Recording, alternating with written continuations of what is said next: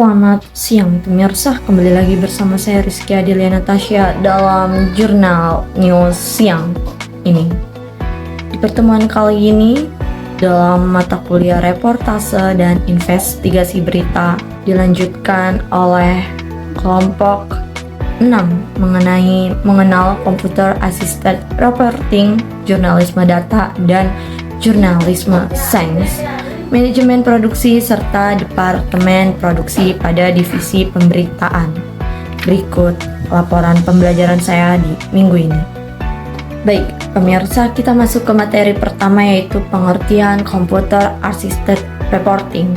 Pengertian Computer Assisted Reporting adalah suatu metode jurnalisme investigatif yang menggunakan komputer dan teknologi informasi untuk mengumpulkan, menganalisis, dan memvisualisasikan data dalam rangka mendukung proses jurnalisme. Dalam konteks ini, computer assisted berarti teknologi digunakan untuk memperdayakan jurnalis dengan alat dan teknik analisis data yang canggih.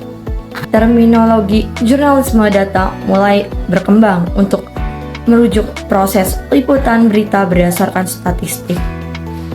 Data inilah yang kemudian disajikan ke audiens melalui beragam bentuk seperti infografik, gambar, teks, video, peta, atau bentuk apapun yang sesuai dengan narasi data. Panjangnya sejarah penggunaan data dalam karya jurnalistik ini membuat sejumlah pakar menganggap tidak ada kebaruan praktik dari jurnalisme data kecuali dalam visualisasi.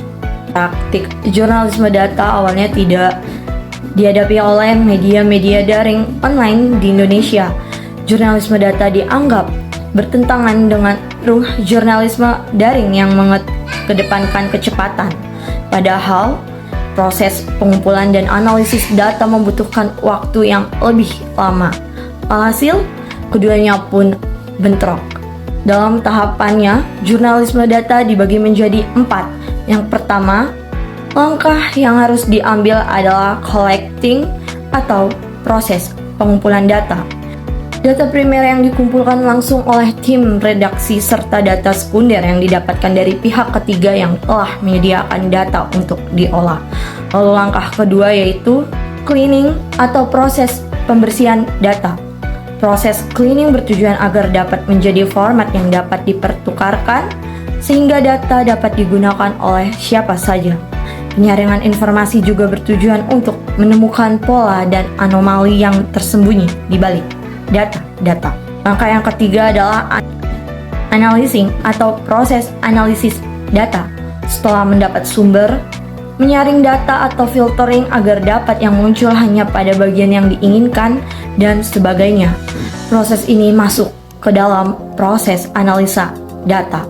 Lalu langkah keempat adalah konteks atau proses penyesuaian konteks. Proses ini menentukan sudut pandang yang sesuai dengan hasil data yang telah didapatkan. Langkah kelima yaitu ada reducing and combining atau proses pengurangan dan penggabungan. Proses mengurangi jumlah informasi yang ada dalam suatu data didapatkan mengambil bagian dari data lain untuk melengkapi informasi yang ada. Lalu langkah yang terakhir yaitu communicating atau proses penyajian data. Proses ini penting dengan bagaimananya data yang telah dikumpulkan dapat divisualisasikan secara menarik dan mudah dimengerti oleh pembaca. Lalu selanjutnya ada jurnalisme sains. Jurnalisme sains membahas manusia yang terlibat di dalamnya, sehingga dalam menulis dibutuhkan emosi yang memberikan jiwa. Jurnalisme sains dan metode penyelidikan ilmiah semakin sering digunakan dalam liputan investigasi.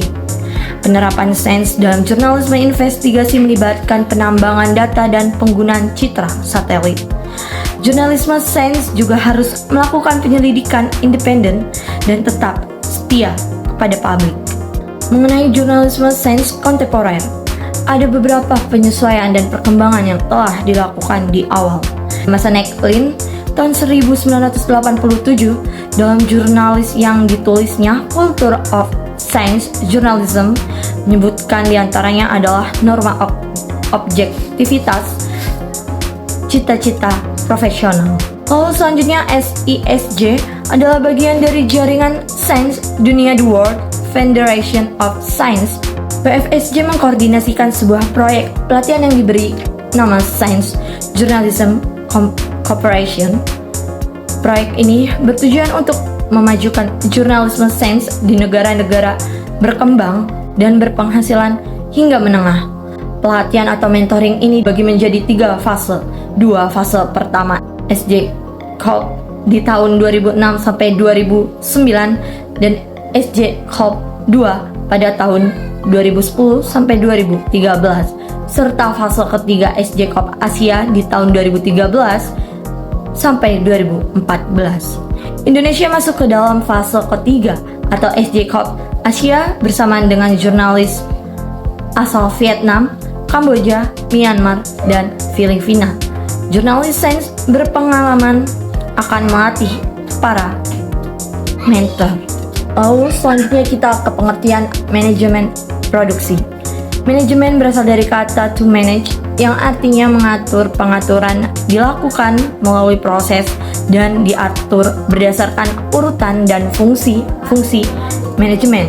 Departemen pemberitaan itu meliputi pemimpin redaksi, produser, reporter, kameramen, presenter, dan editor. Sebelum saya mengakhiri laporan pembelajaran saya di minggu ini, saya akan menjelaskan perbedaan dari jurnalisme data dan jurnalisme sains. Jurnalisme sains itu berdasarkan riset penemuan ilmiah, sedangkan jurnalisme data adalah jurnalisme yang mengumpulkan temuan data.